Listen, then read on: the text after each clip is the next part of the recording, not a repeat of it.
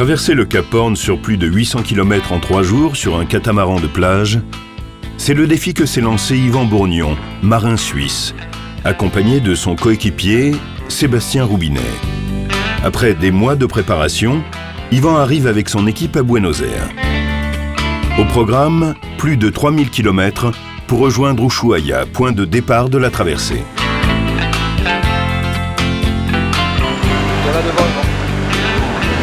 Eh ben, on découvre déjà une ville fantastique parce qu'on est surpris d'heure en heure de ce qu'on découvre ici par l'immensité, par la beauté de la ville. Mais surtout, on va s'occuper de notre bateau qui arrive en container avec notre voiture. Et la mission est un peu plus périlleuse que prévu puisqu'il faut s'occuper du transitaire, il faut s'occuper de la douane, il faut s'occuper de convaincre les gens d'aller vite parce qu'ici c'est quand même un pays latin et donc tout fonctionne à coup d'une semaine. Et puis bon, ce qui nous ennuie surtout, c'est le bagage qu'on s'est fait dérober à l'aéroport. C'est vrai que toute l'électronique était dans ce bagage, donc là on est en train d'essayer aussi de trouver des solutions pour récupérer les morceaux en France notamment, pour que Cyril nous rejoigne avec le matériel qu'on a plus finalement. Bon, on va partir de Buenos Aires avec 48 heures de retard, mais voilà, ça fait partie des aléas. On espère quand même être à Ushuaia pour Noël, ça serait bien, plutôt que d'être sur le bord de la route tout seul sous la tente. Pour récupérer leur embarcation qui est arrivée par conteneur, Yvan doit s'affranchir des formalités douanières. Ce qui ne devait être qu'une simple formalité va en réalité être beaucoup plus compliqué. Vale, muy gracias.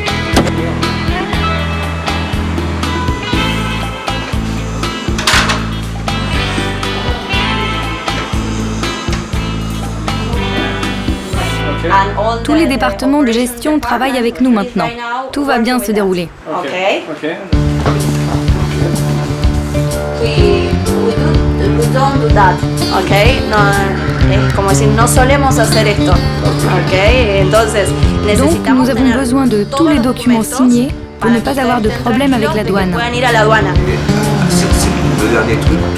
Le premier rendez-vous avec les transitaires se passe pourtant sans problème. Jusque-là tout va bien, mais ce n'est que le début. On le retrouve ici ensemble, de toute manière avant ils vont vérifier le dossier. Marcello il vient avec le dossier et on rentre en douane. À 9h. Parce que ici je sais comment ça va se terminer, il va venir à 10h, il va arriver à 10h30, on va être là-bas à 11h30. J'aurais préféré qu'on soit là-bas à 9h moi avec les douaniers.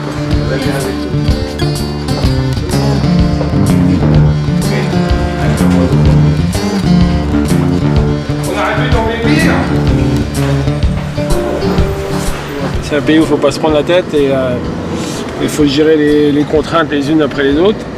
Voilà, bon, il y a quand même 3700 km qui nous attend. On a une voiture à réparer avant de partir aussi. Parce qu'on a découvert juste avant de charger en container que la voiture avait le triangle avant défectueux. Alors on va aller voir Fangio cet après-midi qui va nous faire une superbe réparation si on arrive à récupérer notre véhicule. On ne nous l'a pas dit, parce qu'il y a une erreur au terminal du port.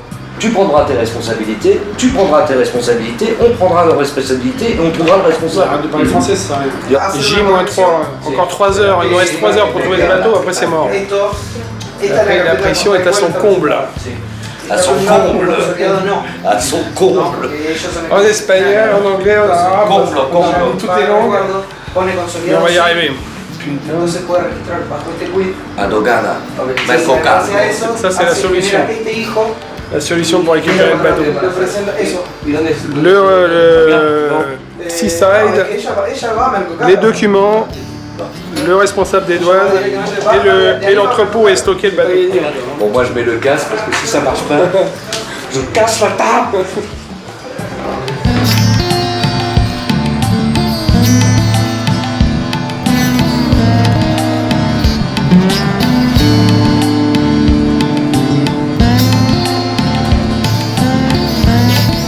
Eh bien, ça fait 4 jours qu'on est à Buenos Aires et on pensait déjà être dans la Pampa avec notre remorque et notre bateau. Et en fait, ça a été un petit peu plus compliqué que prévu. Quand on est arrivé à Buenos Aires, on avait déjà un bagage en moins. On n'était pas trop inquiet, mais finalement 2 jours après, on l'a récupéré à moitié vide.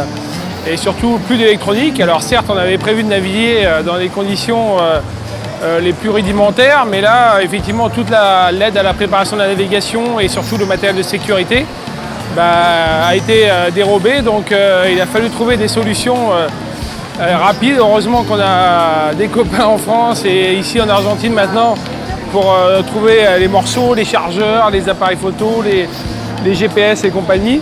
Donc on est très content d'avoir trouvé des solutions. Et puis on pensait récupérer notre bateau et notre container en début de semaine. Sauf que quelques imprévus sont arrivés et déjà on a eu rendez-vous avec le douanier un petit peu plus tard que prévu et surtout on s'est très vite rendu compte que l'agent local avait pas du tout fait les papiers correctement et tout d'un coup on s'est retrouvé avec un bateau et une remorque en ne sachant pas quand est-ce que ça va arriver. Et aujourd'hui c'est vrai qu'on est arrivé depuis 4 jours et on ne sait pas encore si on va passer une semaine ici. Sébastien qui est arrivé à Buenos Aires tout à l'heure est reparti avec un vol vers Ushuaia. Mais il nous attend à Ushuaia demain. Et nous on est encore ici à Buenos Aires dans l'expectative totale de savoir si la douane va être débloquée.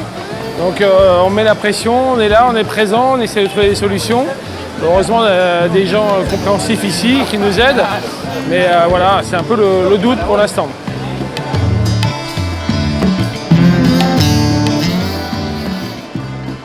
Afin de débloquer la situation, Yvan consacre tout son temps à envoyer des emails, à téléphoner au service des douanes et à l'ensemble des services concernés. Le compte à rebours est déclenché. Yvan avait sûrement une autre idée des nuits à Buenos Aires.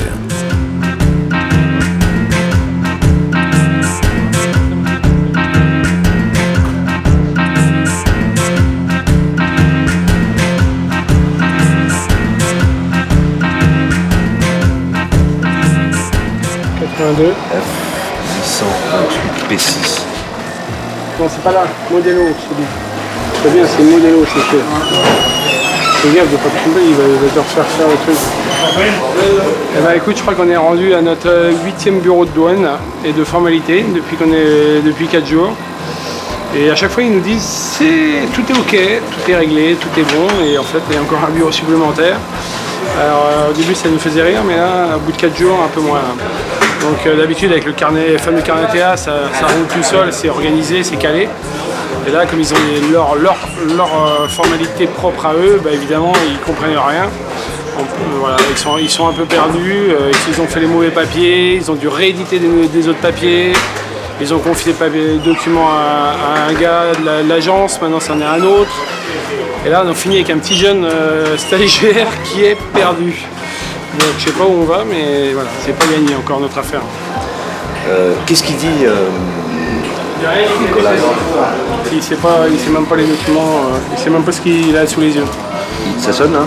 Il n'est pas capable de répondre aux questions des douaniers. Ouais. Je lui dis comment on fait, il n'est pas capable de répondre aux questions des douaniers, il ne sait même pas de quoi il s'agit. Ça y est, ça appelle. Tu as son numéro de portable? Est-ce que tu as son numéro de portable? Il te raccroche au nez. Non. Je te jure. C'est incroyable, c'est drôle. Enfin, la situation semble se débloquer et les douaniers les emmènent voir le conteneur. C'est un vrai labyrinthe pour y accéder. Ce n'est pas le moment de se perdre. Quoi? C'est dit qu'on allait se faire voir. Ouais, je crois que c'est ça. Ouais.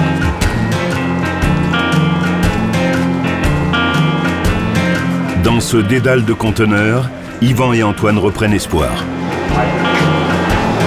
Il y a la voiture? Il y a le bâton? On sort comment la voiture? T'es là? Il m'a télécoulé là? Il y a le container qui est là, mais il y a 25 containers autour à enlever pour récupérer le nôtre. Je crois que c'est à mourir de rire.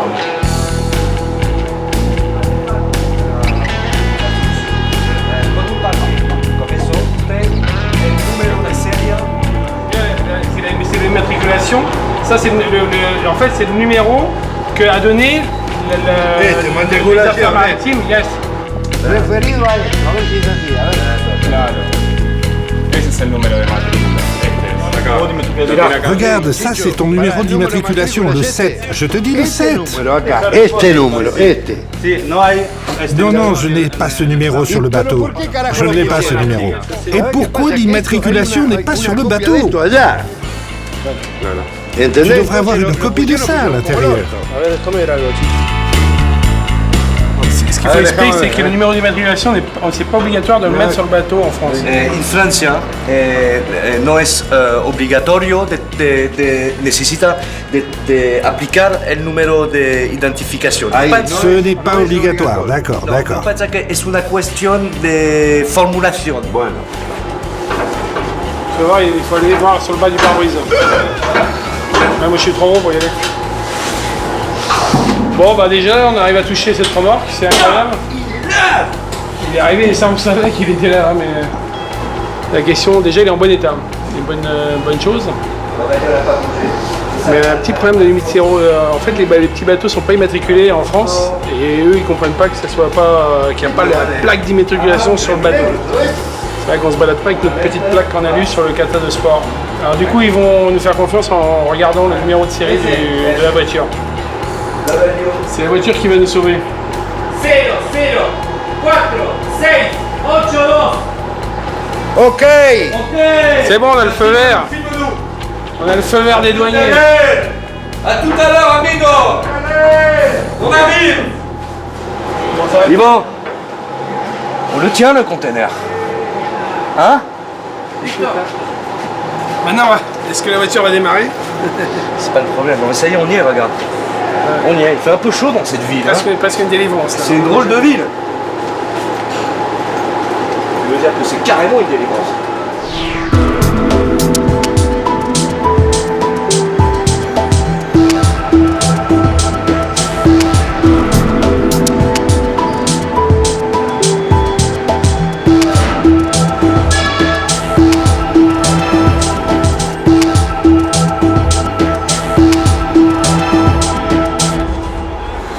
Bon, tu vois le camion qui bouge là. Ouais. Si j'avais pas été voir le mec à la porte, là il est en train de le faire manœuvrer pour essayer de libérer. Il a dû appeler le type à la douane qui lui a dit oui, les particuliers, il faut les libérer. Donc il est en train de le faire bouger pour éventuellement commencer à s'occuper du conteneur qui bouge.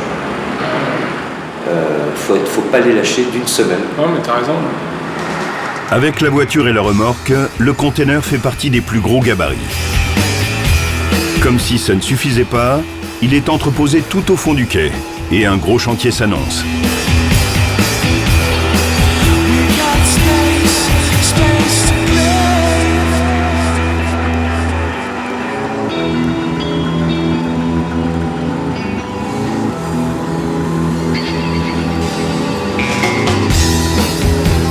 C'est l'heure de la délivrance. Putain, je savais pas que c'était. C'est un accouchement de vider un conteneur.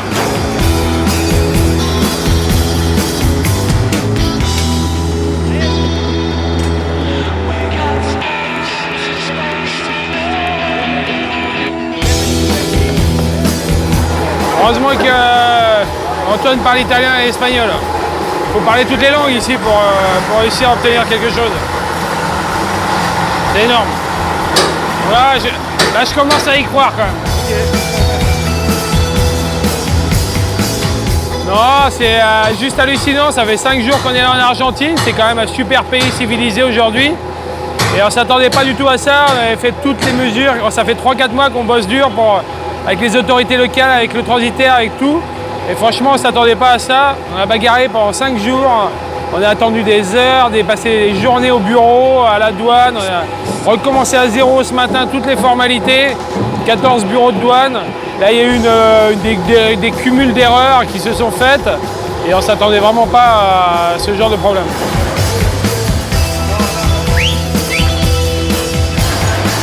On l'a sorti cette voiture. Fantastique. Ok. Bon. Comment il a fait? Comment il a fait?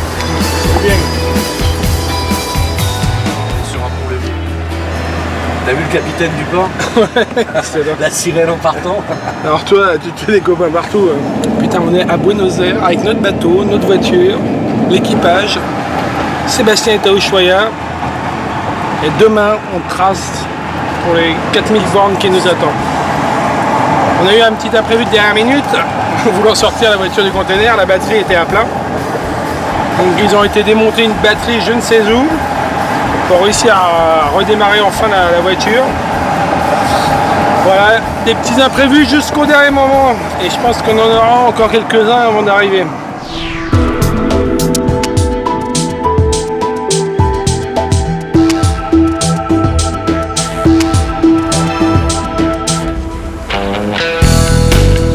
Avec le stress, les galères, le retard et surtout la peur de ne pas pouvoir partir, ces derniers jours étaient interminables. C'est enfin le grand départ. Yvan et Antoine prennent la route pour Ushuaia.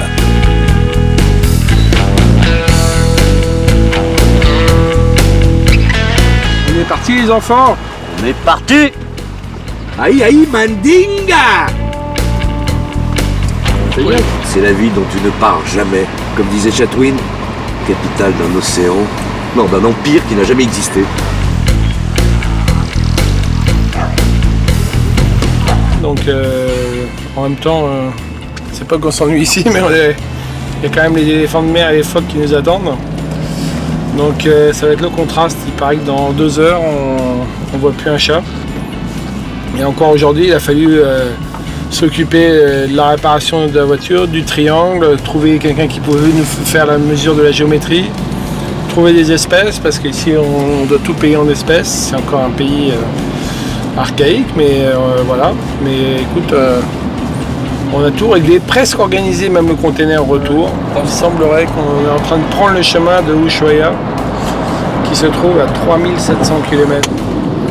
C'est le départ en vacances des Argentins. Ils ont que 2 semaines de vacances par an. Et nous, il faut qu'on tombe le jour où ils partent en vacances. C'est pas beau ça? C'est en tout 3700 km de route qui les séparent d'Ushuaia, avec le passage de la frontière chilienne et la traversée des canaux de Patagonie. À l'image de leur périple administratif, la route ne va pas être de tout repos.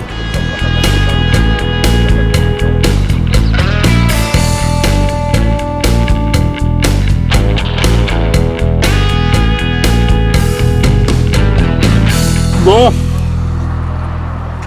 et ben on n'est pas arrivé. La remorque est pliée, ça commence. C'est pratique. On va terminer d'achever le truc. Et que tu les mettes 80 au compteur, c'est ça? Quoi? 80. Regardez, il y a 148 km. Ah ouais, bien joué. À 32 km/h de moyenne. Ah bah là, ta moyenne, elle va vite chuter. Hein. Je peux te le dire. Ta moyenne, elle va chuter là.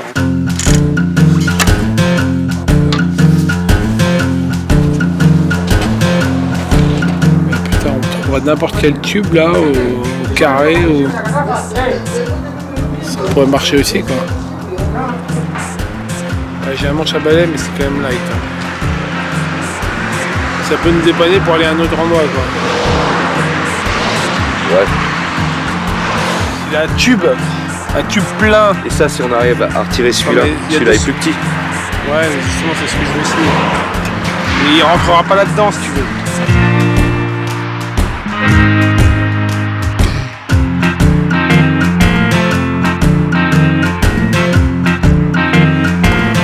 Ça va le faire. Ça devrait le faire. Alors, il y a une pièce qui est petite, qui est facile à couper. Qui est... Non, il n'a pas de scie à métaux. Il y a une scie à métaux, on économise 1 heure de travail. C'est parfait ce tube là, il est nickel. On va rentrer dedans. Oh, super.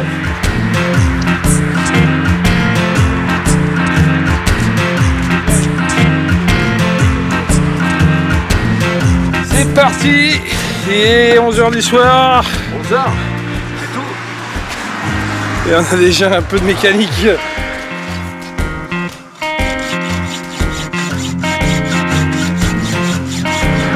Reste là, reste là, reste là. C'est le trident. Oh putain, ça rentre pas.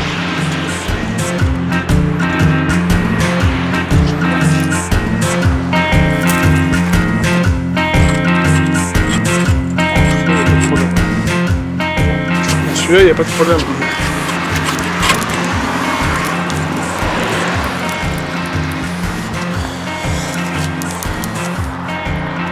C'est quoi ça? C'est un tuyau d'eau? Ça doit être un tuyau d'eau.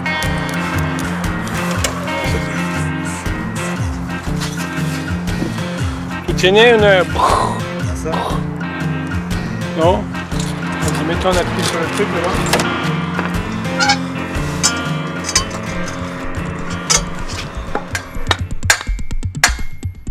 Tu veux que j'y aille un peu? C'est bien. Hein.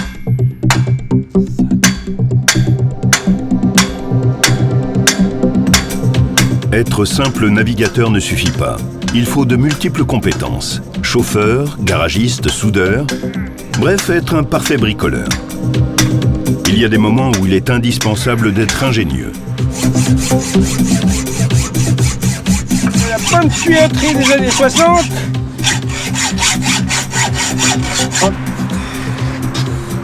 Bon, c'est bon, Antoine, il a fait la sienne, il a brûlé son joker, Antoine. J'en ai plein d'autres.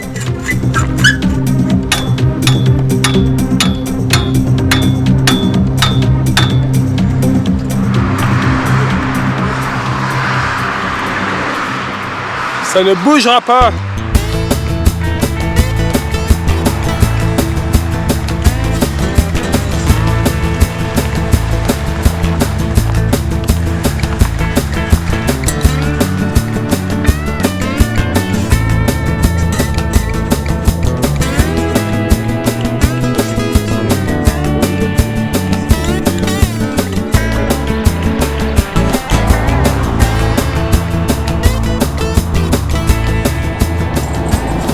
C'est parti les cocos. On trouve même pas notre route. Là pour l'instant on fait route demi-tour vers Buenos Aires. On a une vitesse de progression très faible. Mais on avance.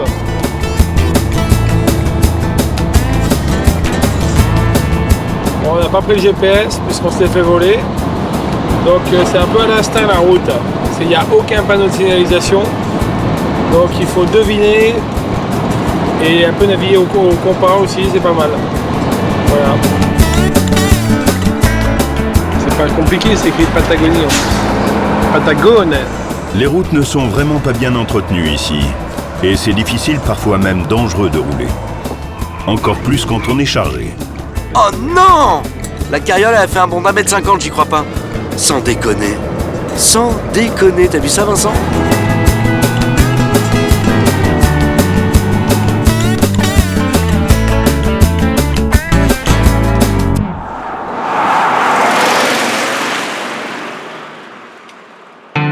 Loin de la cohue de la ville, on retrouve l'Argentine dans toute sa splendeur, avec ses immenses étendues désertiques à perte de vue.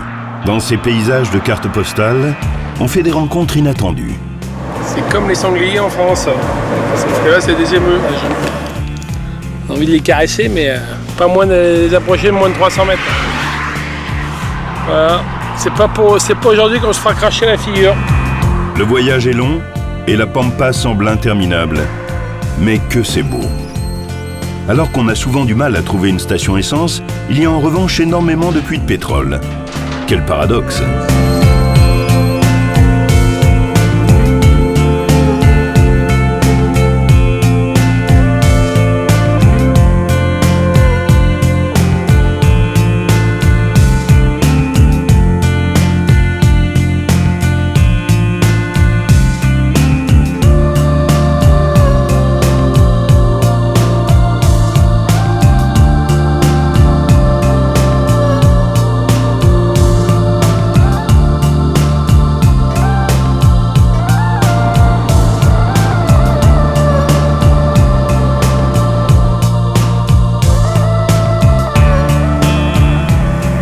Bienvenue au Chili. Passage de frontière obligatoire pour atteindre Ushuaia.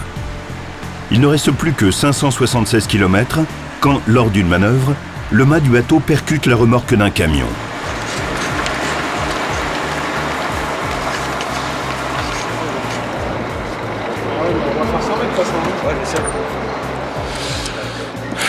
Le mât a touché le container du camion et on a plié la barre de flèche. Donc on est un peu inquiet parce que si on n'a pas de barre de flèche de secours, on ne va pas pouvoir naviguer. Et je ne sais pas si on a une barre de flèche au secours. C'est une pièce unique. Bon, on était presque arrivé au Ushuaia, presque réjoui, mais voilà, on va essayer de trouver une solution pour cette barre de flèche pliée. C'est pas gagné. Hein.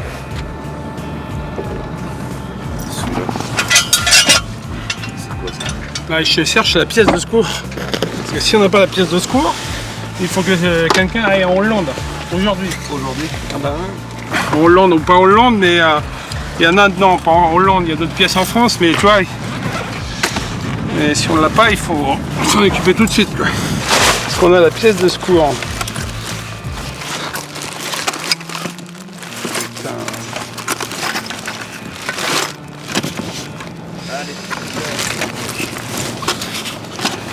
Ouais, je vois rien qui ressemble à ça. Hein. Oh là là là là, ça commence à m'inquiéter sérieusement.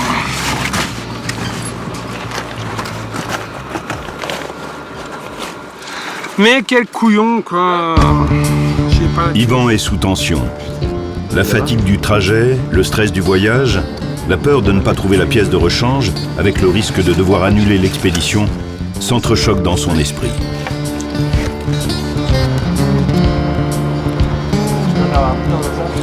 Ah, on doit être dans la caisse. Ça y est, ça me revient. Dans la caisse. Ouais. Ça me revient parce qu'en fait, sur l'autre bateau, j'ai pas les mêmes barres de flèches. Donc j'ai mis dans la caisse.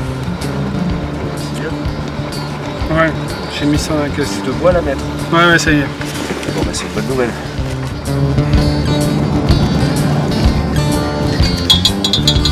Tu viens avec moi, Antoine? On va essayer de redresser à deux. Après de nombreux efforts, Yvan et Antoine parviennent à redresser la poutre de la remorque. Plus que quelques kilomètres, et ce sera la délivrance, en espérant que cette nouvelle réparation de fortune tienne jusque-là.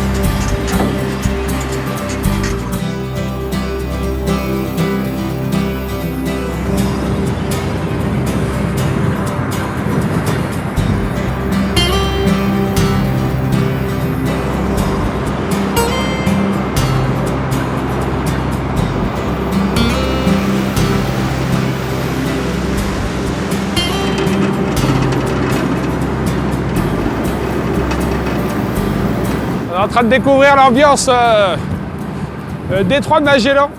Encore 500 km et on arrive à destination.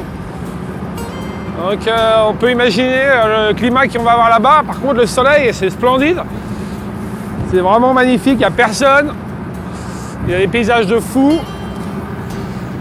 Voilà, c'est juste le froid qui est dur à supporter, mais sinon tout va bien.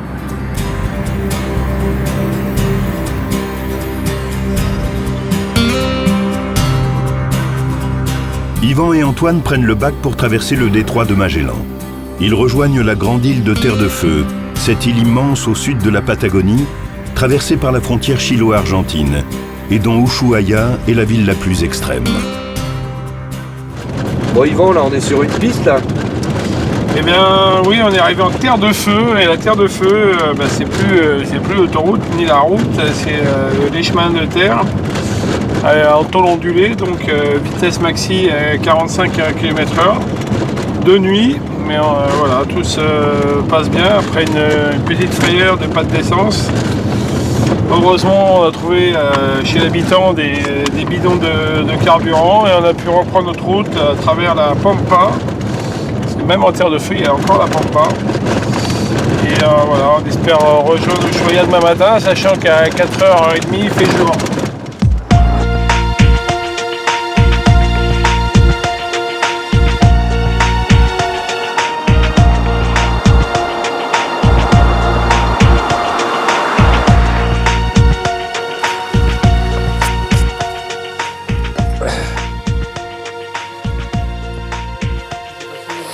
Eh bien écoute, on est à 3 km d'Ushuaia. Ils veulent pas qu'on y arrive. On a réussi à crever juste avant d'arriver. Voilà, pas une petite crevaison là. Il n'y a plus de pneus. Encore un petit peu de mécanique avant d'arriver, histoire de dire que on n'est pas arrivé en toute facilité. Sam nous attend depuis 4 jours là-bas. On va bien finir par arriver. Hein.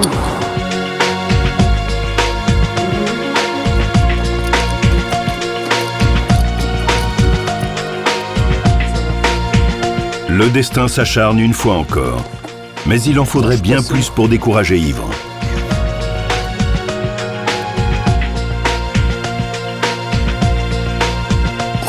On va aller à côté, c'est ça ?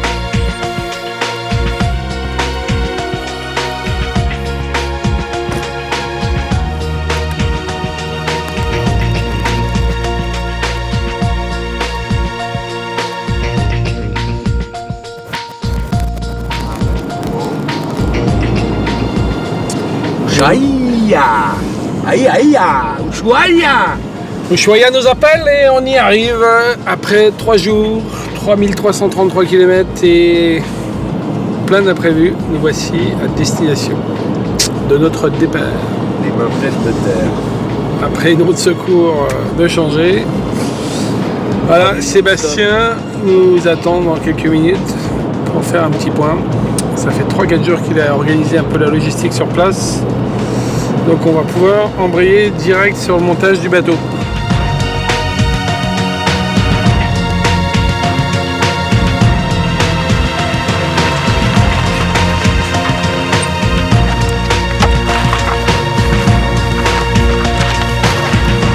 Voilà. Le mode furtif, tu vas bien? Ouais. Forme? Ça va, c'était la route. Ça a été assez long. Ouais. On a eu quelques petits soucis, mais on garde tout ça pour après. T'as vu notre barre de flèche? C'est ce truc okay. On a tapé rien. On a tapé avec le mât devant, mais rien de grave. On a réparé. On a pété ça. Le moment tant attendu de décharger la remorque et de monter le bateau arrive enfin.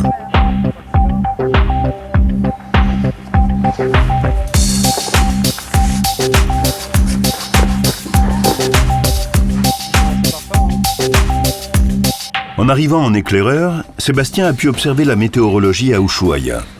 Ces observations seront précieuses pour le départ. C'est de trouver une bonne fenêtre météo, parce qu'ici c'est pas facile. C'est dépression sur dépression. Là il y a un gros flux d'ouest qui se positionne sur le Cap Horn, donc normalement on va être bloqué quelques jours. Mais heureux d'être ici, c'est quand même un endroit magnifique. On peut voir les montagnes derrière, il y a la mer, il y a tout. C'est un super endroit pour être en stand-by.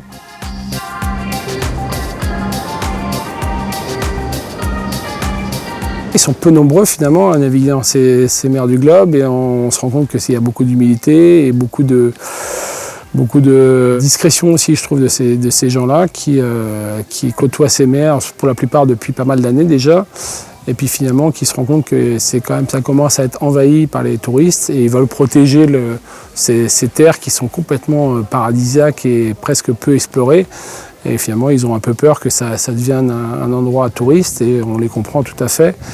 Mais c'est vrai qu'ils sont équipés, quand on voit l'équipement qu'ils ont sur les bateaux pour attacher les bateaux sur les cailloux, on se rend compte que finalement ils sont habitués totalement à se prendre des coups de tabac quasiment 2 ou 3 fois par semaine, à se protéger dans des criques, à s'amarrer comme ils peuvent.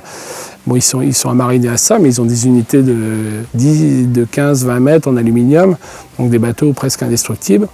Alors que nous, on arrive ici avec un petit bateau en carbone qui ne peut pas supporter le moindre choc contre un caillou.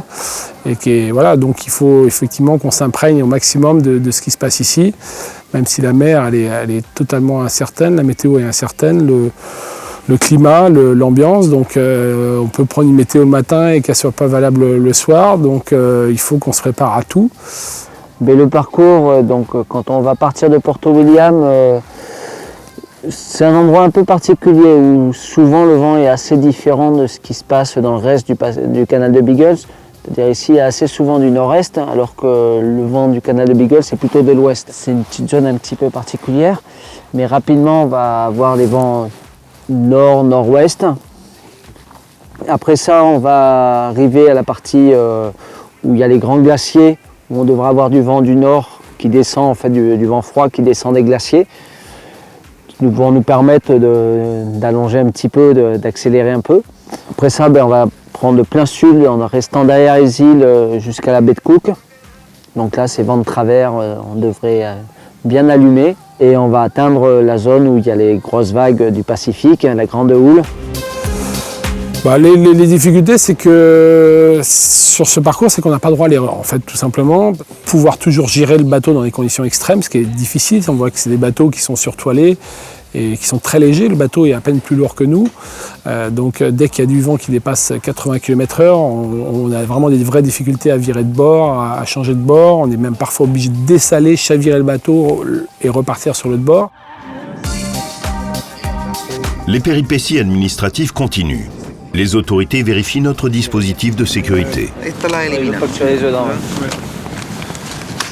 La date de validité n'est pas écrite, c'est ennuyeux, mais pour cette fois-ci, ça ira, je vous fais confiance. 8, 9, 8, 6.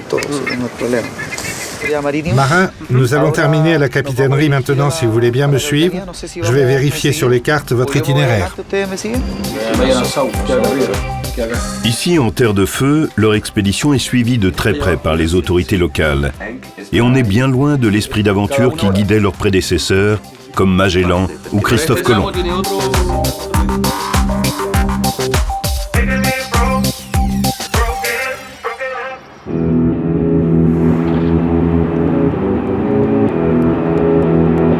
Et quand on demande à Yvan en quoi consiste son expédition, ça consiste d'aller faire le zozo au fin fond du sud de la planète. En fait, l'idée, c'est de faire une grande partie du tour de la Terre de Feu et de faire une navigation de 3 jours autour du Cap Horn, mais aussi dans tout l'environnement qu'il y a ici, c'est-à-dire le canal de Beagle, qui est très sympa parce qu'il y a tous les animaux marins, les glaciers qui tombent dans le canal, etc.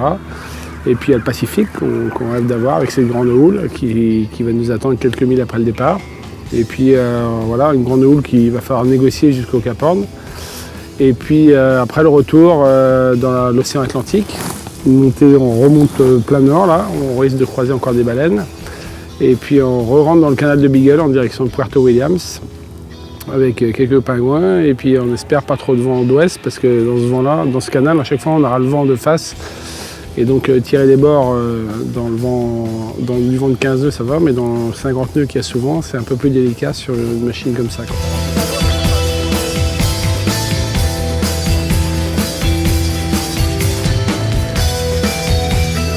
Je crois qu'on est juste à côté, là, il y a des voiliers qui sont plutôt en aluminium, qui font plutôt 20 tonnes et qui font plutôt entre 60 et 80 pieds.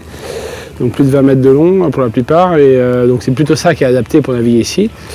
Et c'est ça l'originalité, c'est de venir naviguer avec un bateau en carbone, tout léger, qui fait 170 kg, et d'aller quand même explorer toute cette faune, cette flore, et puis en même temps de réaliser aussi quand même un défi sportif en contournant ce Cap Horn et en naviguant dans des eaux à 7 degrés, et puis en se faisant plaisir, parce que là, les premières navigations qu'on a fait pour l'instant, c'est vraiment que du bonheur, quoi. C'est sûr que c'est pas sans danger, hein, ça on en est bien conscient, c'est certainement un des trucs les plus dangereux que j'aurais jamais fait en mode carrière, même si c'est que 3 jours.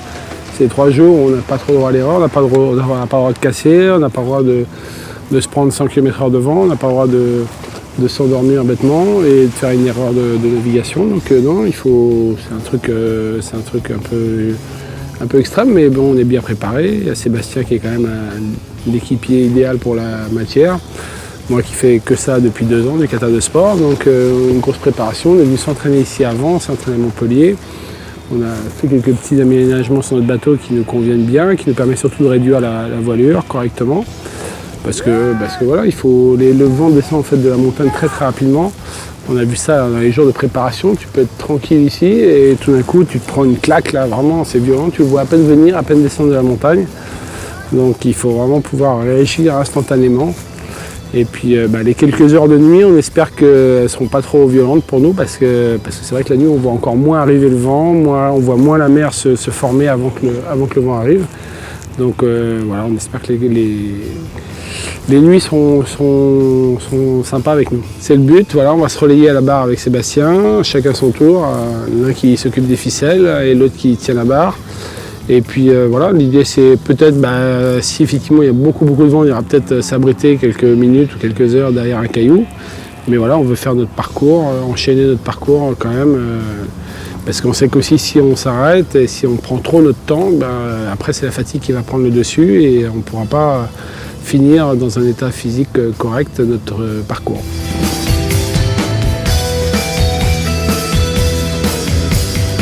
Avec seulement 8 mètres carrés de grand voile, le bateau vole sur l'eau. C'est une sensation que tout marin recherche.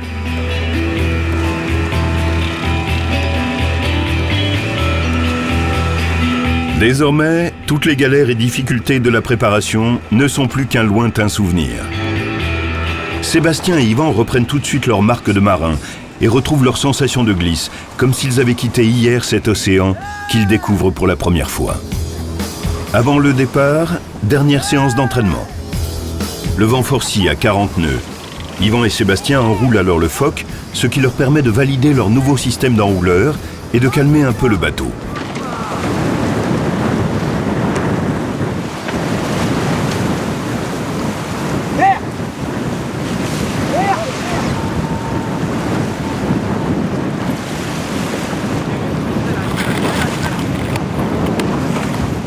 Mais c'est par l'arrière que le bateau se retourne, et il chavire immédiatement.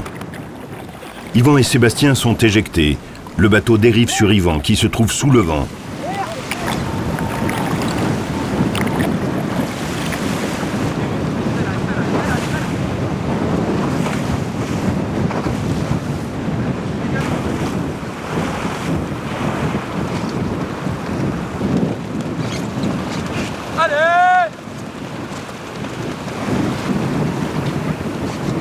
Nos deux navigateurs se raccrochent au bateau et parviennent à le redresser.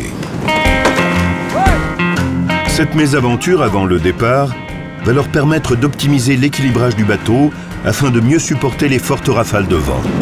Ouais, mais c'est aussi un beau voyage, quoi. C'est pas juste traverser le plus vite possible un océan ou un truc, c'est aussi découvrir un cadre idyllique. Ça sera mon premier Cap Horn, Sébastien aussi. On a déjà découvert des choses extraordinaires ici, on va en découvrir. Donc on va voir des choses qu'on n'a jamais vues de notre vie et ça va être un voyage et une découverte magnifique.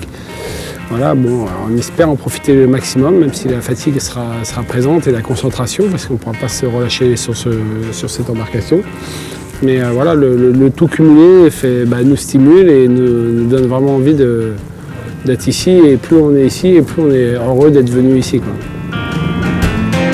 Dernier préparatif. Occasion pour les deux navigateurs de l'Extrême de partager leur expérience avec un plaisancier français installé à Ushuaia depuis plusieurs années. Il leur donne de précieux conseils avant le départ. T'as regardé, il y avait combien de milles pour sortir du canal jusqu'à la Belgique, là? En fait, c'est juste pour savoir si on part le matin tôt. Est-ce qu'on arrive à sortir du canal dans la journée, quoi? Alors, ok. Non, tu peux naviguer dans les deux eaux, mais t'as pas le droit de t'arrêter. D'accord.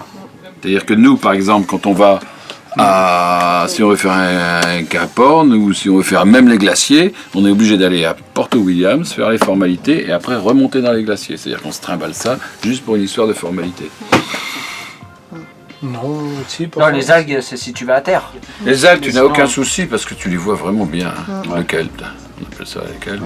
Tu les vois bien et par contre, vous faire gaffe, si vous arrivez fond de balle avec du kelp, le bateau, il peut, soit tu pètes la dérive, soit tu tu t'arrêtes net. Il y a des dauphins. Dans la baie, là, Caleta Balthazar, tu vois, tu passes ici, passage Mar del Sud, là, juste la crique qui est ici.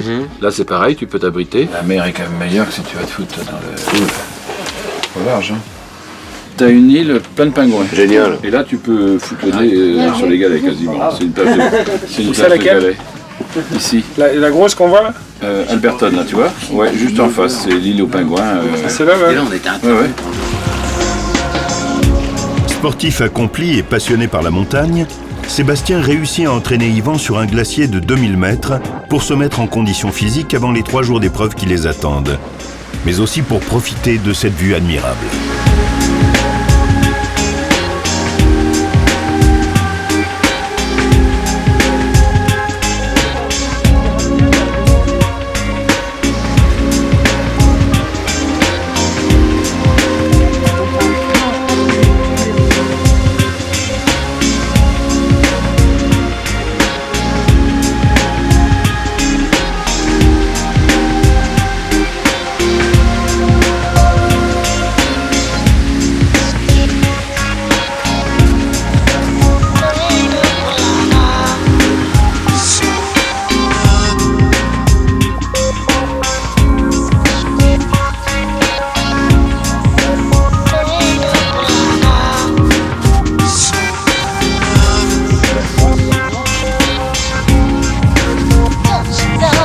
Dans le cœur du glacier.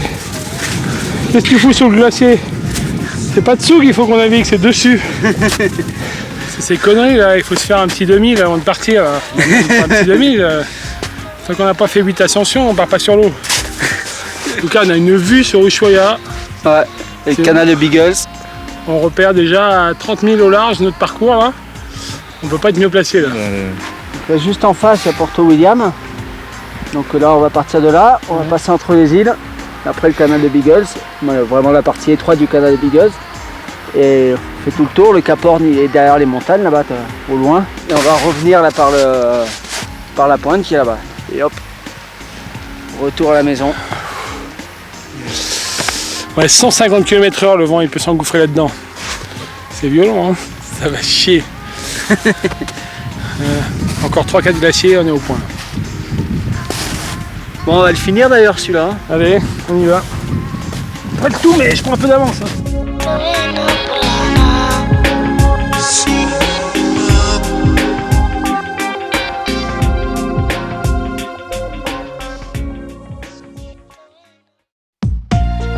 Le jour J est arrivé, 3 heures du matin. Il fait encore nuit, personne ne parle. Il règne une ambiance assez stupéfiante. Pas un bruit, pas un brin de vent. Une fin de nuit très troublante, tant on a l'impression de partir pour une sortie en mer paisible. Yvan et Sébastien sont déjà debout pour effectuer les derniers réglages.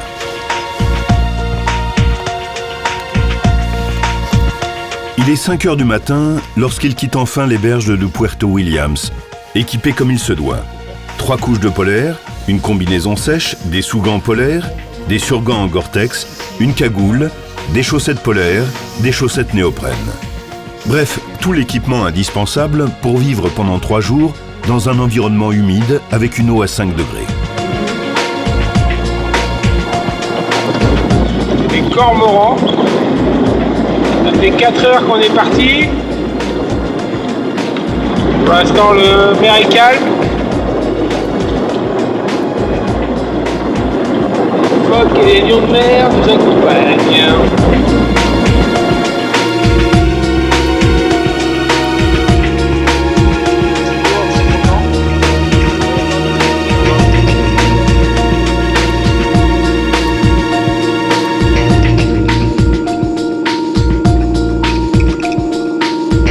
À peu près à 80 000 en route directe du Cap Horn, à 200 000 sur la route qu'on doit faire. Bon, tu nous prépares un petit et voilà, les barbecue. plats auto-chauffants. On va bientôt pouvoir manger. Et c'est la première fois que je mange un plat auto-chauffant. C'est assez magique. Curry au poulet. Premier repas. Dans la pétole. C'est le premier. Et le seul, je pense qu'on mangera non salé. Une fois rassasiés, Yvan et Sébastien poursuivent leur périple vers l'ouest, avec en point de mire le Pacifique.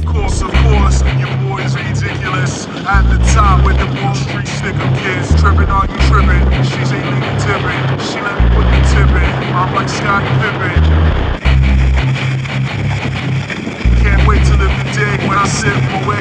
All my lane road say, now I can't folks say, minimum wage, no way.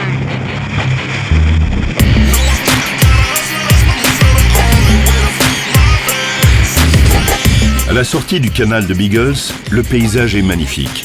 Mais ils n'ont pas le temps de s'arrêter et encore moins de se reposer. Quand ils tirent les bords en sortant du canal, ils doivent faire preuve d'une vigilance extrême afin d'éviter les blocs de glace. Le moindre contact endommagerait de manière définitive leur catamaran, dont la structure en carbone est très fragile.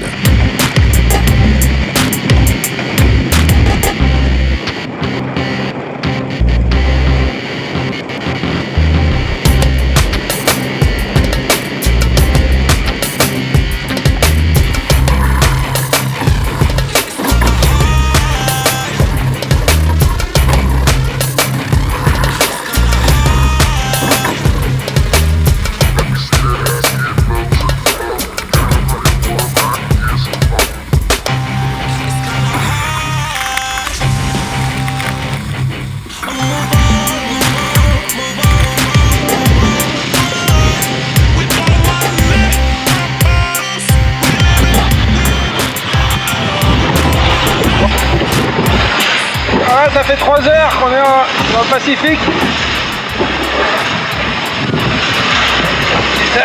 Il y a des bagues qu'on avait attendues. Des grosses bagues. Voilà, donc quand on est à la barre, il faut être très concentré. Et c'est assez fatigant de barrer dans ces conditions. Voilà, on a Harry et Fock. On marche à 12 nœuds, 12-13 nœuds.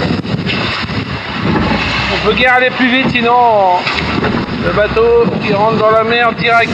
Le passage du Cap Horn est fidèle à sa réputation. Avec un vent qui souffle souvent à 100 km/h, ils n'ont pas le droit à l'erreur. Tous les marins en quête d'aventures extrêmes rêvent de passer le Cap Horn, de braver vents et tempêtes, combattre des vagues géantes tout en évitant les icebergs. Derrière eux, des mois de préparation et de multiples galères, vite oubliées face à l'immensité de l'océan. Que du bonheur et des sensations fortes pour ces deux navigateurs de l'extrême.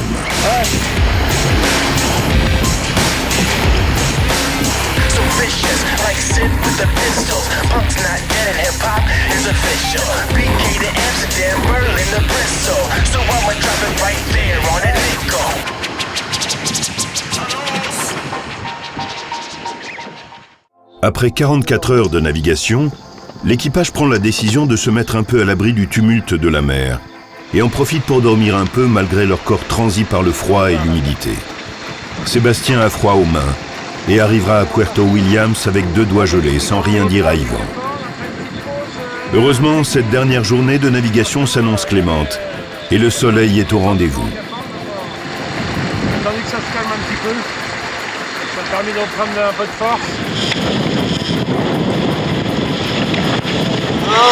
C'est du bonheur, ça fait 2 jours qu'on est parti. Et là on a un petit dernier bord important pour que ça glisse jusqu'à l'arrivée. Ça va être bon ça.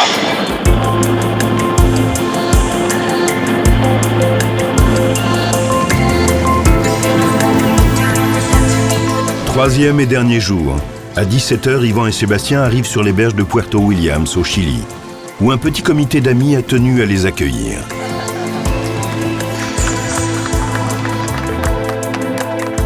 Ils viennent de réaliser un défi extraordinaire. Dans leur tête se mélangent les images calmes du canal et la furie de l'océan Pacifique. Ils ont besoin avant tout de se réchauffer. C'est fait, le barreur. Barreur. Barreur de l'extrême. Barreur. Oh là là. Tous les deux pendant 1 heure, on a cru que ça allait être à pile ou face là.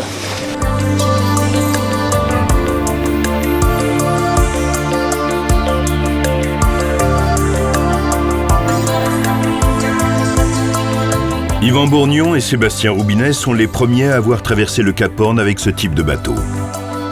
Ce périple, qui ressemblait plus au départ à un exploit sportif, restera pour eux aussi une formidable aventure humaine au contact de la faune et de la flore, d'une richesse incroyable dans cette partie extrême du bout du monde.